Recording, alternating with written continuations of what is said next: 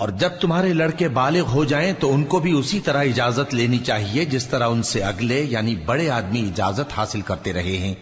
اس طرح اللہ تم سے اپنی آیتیں کھول کھول کر بیان فرماتا ہے، اور اللہ جاننے والا ہے، حکمت والا ہے۔ اور بڑی عمر کی عورتیں جن کو نکاح کی توقع نہیں رہی اور وہ زائد کپڑے اتار کر سر ننگا کر لیا کریں تو ان پر کچھ گناہ نہیں، بشرطے کہ اپنی زینت کی چیزیں نہ ظاہر کریں، اور اگر اس سے بھی بچیں تو یہ ان کے حق میں بہتر ہے، اور اللہ سنتا ہے، جانتا ہے۔ نہ تو اندھے پر کچھ گناہ ہے اور نہ لنگڑے پر اور نہ بیمار پر اور نہ خود تم پر کہ اپنے گھروں سے کھانا کھاؤ، یا اپنے باپ دادا کے گھروں سے، یا اپنی ماؤں کے گھروں سے، یا بھائیوں کے گھروں سے، یا اپنی بہنوں کے گھروں سے، یا اپنے چچاؤں کے گھروں سے، یا اپنی پھوپھیوں کے گھروں سے، یا اپنے ماموؤں کے گھروں سے، یا اپنی خالاؤں کے گھروں سے، یا اس گھر سے جس کی کنجیاں تمہارے ہاتھ میں ہوں، یا اپنے دوستوں کے گھروں سے۔ اور اس کا بھی تم پر کچھ گناہ نہیں کہ سب مل کر کھانا کھاؤ یا جدا جدا۔ پھر جب گھروں میں جایا کرو تو اپنے گھر والوں کو سلام کیا کرو، یہ اللہ کی طرف سے مبارک اور پاکیزہ تحفہ ہے۔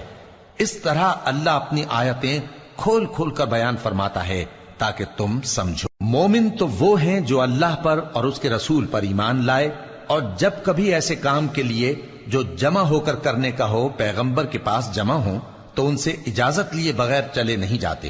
اے پیغمبر، جو لوگ تم سے اجازت حاصل کرتے ہیں وہی اللہ پر اور اس کے رسول پر ایمان رکھتے ہیں، سو جب یہ لوگ تم سے کسی کام کے لیے اجازت مانگا کریں تو ان میں سے جسے چاہا کرو اجازت دے دیا کرو،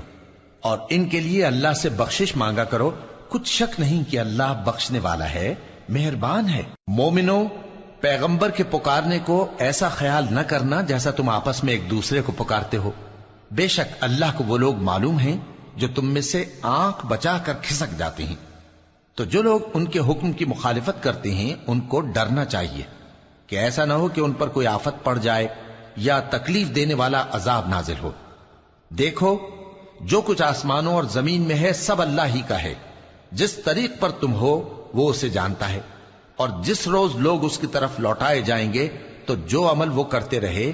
وہ ان کو بتا دے گا، اور اللہ ہر چیز سے واقف